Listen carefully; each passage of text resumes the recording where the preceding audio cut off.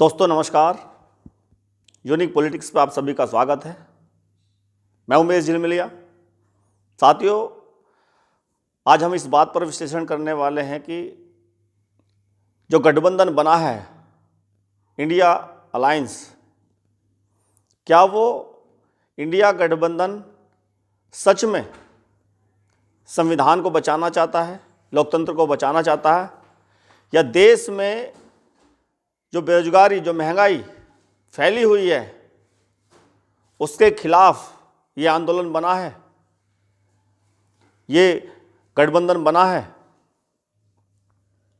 लेकिन सच्चाई तो ये है जो नज़र आ रही है कि ये गठबंधन सिर्फ स्वार्थ का गठबंधन है। जब इसकी शुरुआत हो रही थी, जब नीतीश जी चल रहे थे, सबको एक करने की बात कर रहे थे और बीजेपी के खिलाफ उन्होंने एक बिगुल बजाया कि सबको मिलकर देश को बचाना होगा, संविधान को बचाना होगा और लोकतंत्र को बचाना होगा। देश में बढ़ती महंगाई को, देश में बढ़ती बेरोजगारी को, देश में बढ़ते भेदभाव को, नफरत को, उसको ख़त्म करने के लिए जो गठबंधन बनाया गया था या बनाना चाहिए था, क्या ये वही इंडिया गठबंधन है या स्वार्थ का गठबंधन है? साथियों, बीजेपी जहां एक तरफ अपने अलायंस के साथ, जितनी भी पार्टियां बीजेपी के साथ हैं, एनडीए के साथ हैं, उनकी चर्चाएं कहीं किसी मीडिया पर तो नहीं है, ना उनके लड़ने झगड़ने की, वो किसको कितनी सीटें दे रहे हैं, इसकी कोई चर्चाएं नहीं है।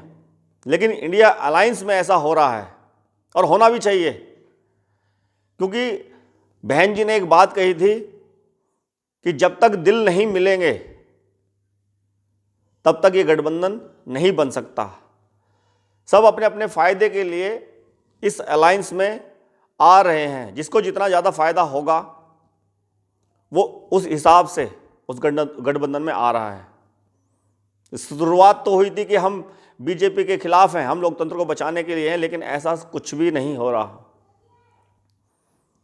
अब उत्तर प्रदेश की ही बात करें, जहां उत्तर प्रदेश में विपक्ष में सबसे मजबूत पार्टी समाजवादी पार्टी,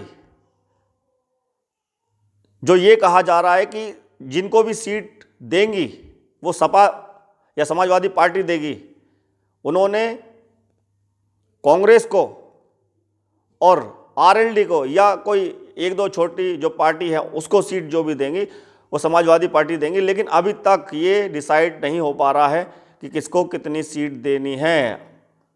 जब इंडिया गठबंधन की बात हो रही है तो सबको एक साथ बैठकर ये तय करना चाहिए कि किसको कितनी सीट चाहिए। लेकिन समाजवादी पार्टी ने ये क्लियर किया है कि हमने आरएलडी को सीटें दे दी हैं, 7 सीटों पर वो लड़ने वाले हैं।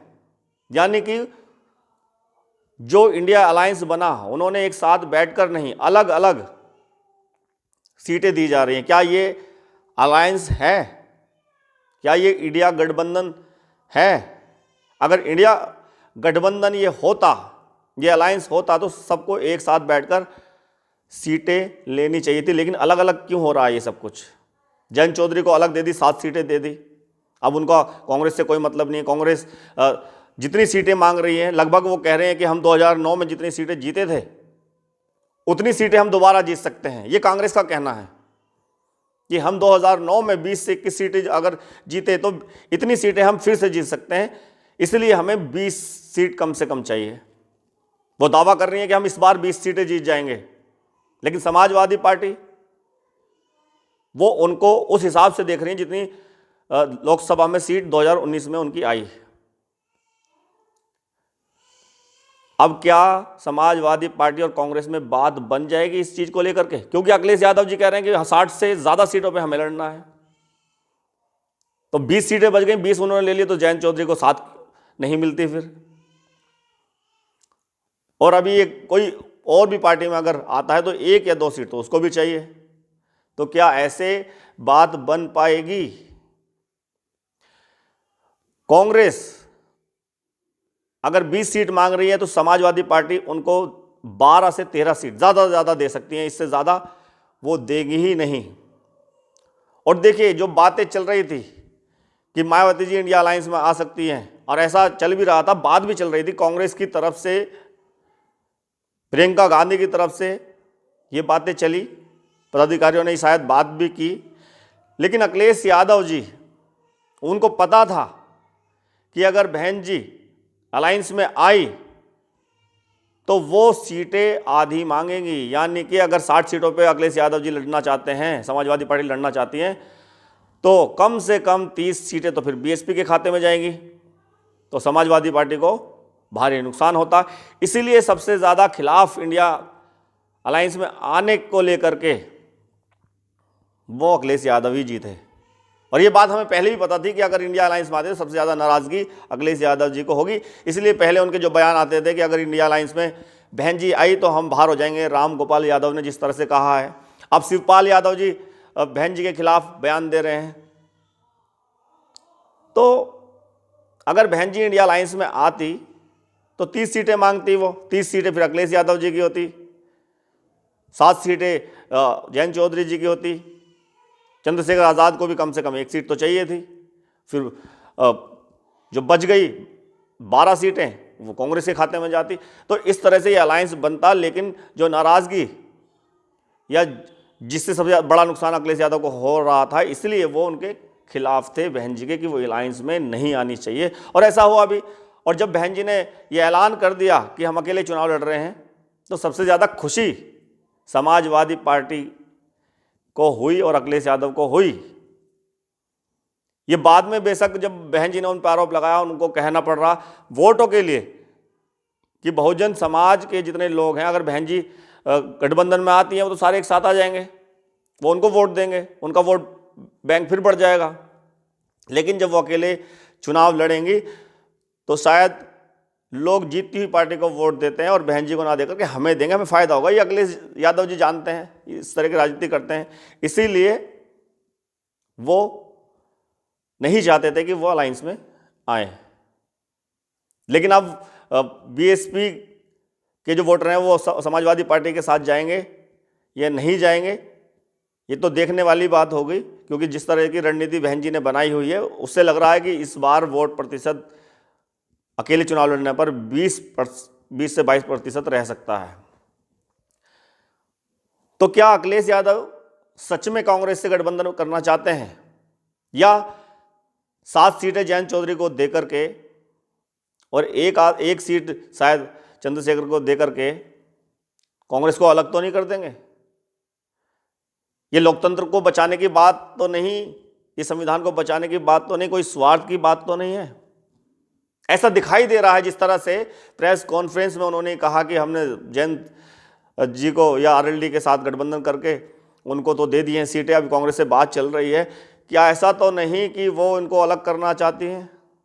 अगर कांग्रेस 20 सीटों पर अड़ी रही कि हम 20 सीट पर लड़ेंगे, तो क्या समाजवादी पार्टी मानेगी?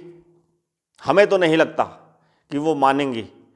ऐसा भी हो सकता है कि अगर वो 20 पर अड़ी रही कांग्रेस तो वो उनको एक तरफा कर दे, और फिर क्योंकि अखिलेश यादव जानते हैं कि कांग्रेस का यहाँ उत्तर प्रदेश में है नहीं कुछ भी, और जो ताकतवर दिखाई देगा उत्तर प्रदेश के अंदर उसके साथ जनता जाना पसंद करेगी, जैसा कि 2022 में हुआ। अखिलेश यादव जी इस तरह की राजनीति लेकर चल रहे हैं, और इस तरह से अगर चल रहे हैं तो कांग्रेस को बाहर भी कर सकते हैं अपने उत्तर प्रदेश के गठबंधन से, जैसा कि आपने 2023 के चुनाव में देखा, जहां अखिलेश यादव जी के साथ गठबंधन नहीं हुआ, वहां कांग्रेस ने इनके साथ ऐसा किया कि भाई हम तो वहां विपक्षी पार्टी हैं, बीजेपी और कांग्रेस में टक्कर है, तीसरी चौथी किसी और पार्टी की कोई वैल्यू नहीं है वहां, तो वहां पर कांग्रेस ने किसी को कोई सीट नहीं दी।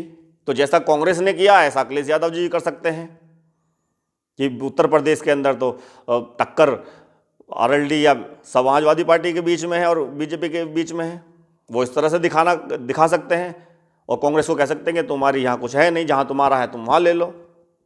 तो ऐसा अखिलेश यादव जी कह सकते हैं। और अगर इस तरह की बातें चल रही हैं इंडिया अलायंस में तो बीजेपी को फायदा होगा, बीजेपी को फायदा मिलेगा और वो सरकार बनाने में कामयाब हो जाएंगे, क्योंकि इंडिया अलायंस नहीं बन रहा है, ये स्वार्थ का अलायंस बन रहा है, ये स्वार्थ का गठबंधन बन रहा है। सब अपने अपने फायदे के लिए अपने अपने क्षेत्र के अंदर सीटें चाहते हैं। किसी को किसी से कोई मतलब नहीं, कौन जीते कौन हारे, लेकिन सबसे अपने अपने सबको एमपी बनाने हैं, अपने सांसद बनाने हैं, सब ये चाहते हैं। तो देखने वाली बात यह है कि कितनी सीटें कांग्रेस को समाजवादी पार्टी देती है। आरएलडी को मिल चुकी है, और एक चंद्रशेखर आज़ाद, उनको कितनी सीटें, एक सीट से ज़्यादा, एक या दो सीट से ज़्यादा मुझे नहीं लगता कि वो चंद्रशेखर को आज़ाद को देंगे, क्योंकि वो अखिलेश यादव खुद इस बात को भी चाहते हैं, ये भी मानते हैं कि अगर बहुजन समाज का वोट जाए तो वो हमारे पास आए, वो चंद्रशेखर आज़ाद या बीएसपी के पास ना जाए। वो इस तरह की राजनीति कर रहे हैं, इसीलिए वो ज़्यादा सीटें अगर उसको चंद्रशेखर को देंगे तो उनको भी उनकी भी अगर सांसद बनते हैं तो उनको नुकसान होगा। वो नहीं चाहेंगे कि कोई बहुजनों की सीट या बीएसपी के जो वोटर हैं हमारे अलावा उनकी कोई वोट ले। वो इस तरह की राजनीति कर रहे हैं।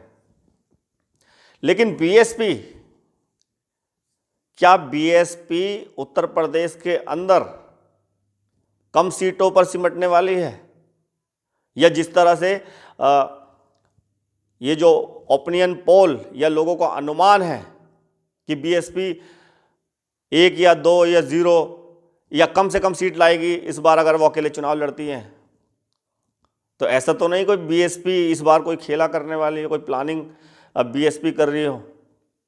क्योंकि बहन जी जो करती हैं वो किसी को सूचना तक नहीं देती, जो अपने खास लोग होते हैं उनको भी नहीं बताती, और उनके दिमाग में जो प्लानिंग चलती है या किसी को बताया भी उन्होंने अगर बता भी दिया है तो वो उनसे बोल के रखती हैं कि किसी को ये सूचना अभी नहीं देनी, इसको बाद में हम बताएंगे एकदम। तो वो धमाका करती हैं। तो ऐसा नहीं कि वो धमाका कर दे और ना बचे अखिलेश, ना बचे कांग्रेस, ना बचे आरएलडी, और फिर उत्तर प्रदेश के अंदर बीएसपी के बीच में और बीजेपी के बीच में मुकाबला ना हो जाए। अब ये रणनीति है क्या? जानकारों का मानना है कि बीएसपी ऐसा ही कुछ प्लान कर रही है और बीजेपी से डायरेक्ट टक्कर लेने के लिए कुछ रणनीति बना रही हैं। अगर ऐसा है तो फिर तो बहुत ही बड़ा खेला हो सकता है। फिर जो सपा के साथ या कांग्रेस के साथ जाने वाले लोग होंगे वो बीएसपी के साथ जाएंगे। वो ऐसा है क्या? तो वो तीसरे फ्रंट की बात, चर्चाएं अभी तक तो आ रही है कि भाई तीसरा फ्रंट वो बहन जी बना सकती हैं, ओवैसी के साथ आ सकती हैं, 1-2 छोटी पार्टी उनके साथ आ सकती हैं, कुछ संगठन उनके साथ अपने आप जुड़ जाएंगे, तो वो खेला हो सकता है। लेकिन अभी इसमें कोई भी क्लियरिटी नहीं है। हम अनुमान ही लगा रहे हैं, और लोग भी अनुमान लगा रहे हैं। वो इस बात से भी लगा रहे हैं क्योंकि दूसरे लोगों ने, मुस्लिम समाज के लोगों ने या ओवैसी के प्रवक्ताओं ने ये बात कही है कि बहन जी अगर प्रधानमंत्री बने तो देश के लिए सबसे अच्छा होगा, क्योंकि वो धर्मनिरपेक्ष की बात करती हैं और सभी धर्मों का सम्मान करती हैं। वो धर्म में एक दूसरे को बांटती नहीं, धर्म के लिए किसी को लड़ाती नहीं। इसीलिए अगर देश का प्रधानमंत्री होना चाहिए तो धर्मनिरपेक्ष होना चाहिए, जैसा कि हमारा संविधान है। तो इसलिए लोग बहन जी को पसंद करते हैं। मुस्लिम जो आज बड़े परेशान हैं, बीजेपी सरकार में सबसे ज़्यादा दुखी अगर नज़र आ रहे हैं तो वो मुस्लिम समाज के लोग आ रहे हैं, शेड्यूल कास्ट के लोग भी आ रहे हैं, गरीब लोग बहुत परेशान हैं इस सरकार में। तो जो लोग धर्म की राजनीति नहीं करना चाहते, वो चाहते हैं कि देश में कोई ऐसा नेता बने जो सबको एक साथ लेकर चले, तो वो बहन जी को पसंद कर रहे हैं। चलिए आप देखते हैं, स्वार्थ का गठबंधन अगर है, वैसे दिखाई देने लगा है ये स्वार्थ का गठबंधन है, तो ये क्या बीजेपी को हरा पाएगा या नहीं हरा पाएगा? बहुत बहुत धन्यवाद, नमस्कार।